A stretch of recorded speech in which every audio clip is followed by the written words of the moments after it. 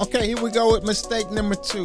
Mistakes that music producers make when using a compressor plug-in, all right? Mistake number 2.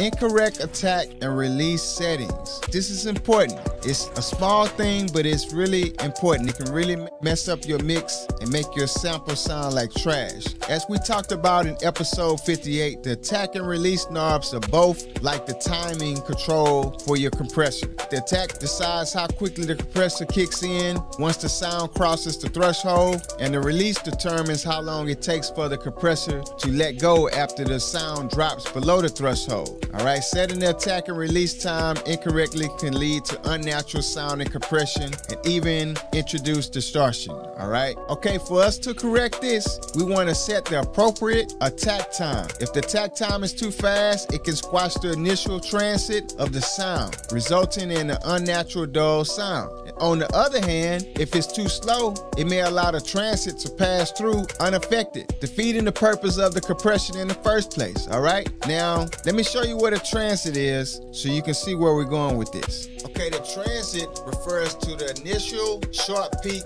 in the audio signal, such as the attack of a drum hit, which you see here with the snare drum, and the pluck of a guitar string, you know, something like that. But you can see the initial short peak in it. They are the short live bursts of energy that occurs at the beginning of a sound or a waveform. Okay, that's what I'm showing you here. All right, I just zoomed in. This would be like the transit right here. All right, transits are crucial for defining the character of a punch of a sound and play a significant role in the audio perception. All right, especially in music production and mixing. Okay, that's what the transit is right there. So if you hear somebody say anything about the transit, they're talking about the peak of the audio file. All right, that's the transit. Okay, but the key is to adjust the attack and giving it time to allow the transit through while still controlling the body of the sound. Now, the release time that comes in too fast can cause pumping and breathing sounding results.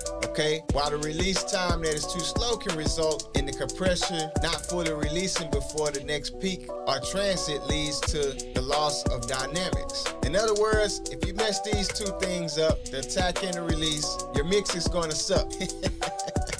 All right, your mix is going to suck if you mess these two up. Your timing has to be right. Now, we want to experiment with different release times to find the optimal setting for the tracks or the beats that we're working on, okay? We want to experiment with the track and the release time. That's how you're going to get a feel for it, by listening to it and gauging it with your ears. Ever catch yourself with beats constantly playing in your head?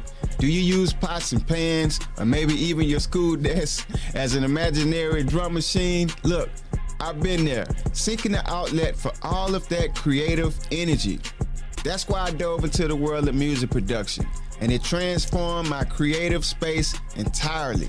If you're itching to explore the world of music production, look, I got you covered. I created a free video, The Beginner's Guide for Music Producers. All right, I'm covering the essential equipment for producers, guiding you through crafting a dope beat from scratch and shedding light on the exciting career paths awaiting skilled music producers ready to make money from doing what they love. All right, ready to dive into this amazing musical journey? Head over to aspireproducerslab.com today and let's unwrap the gift of music production together.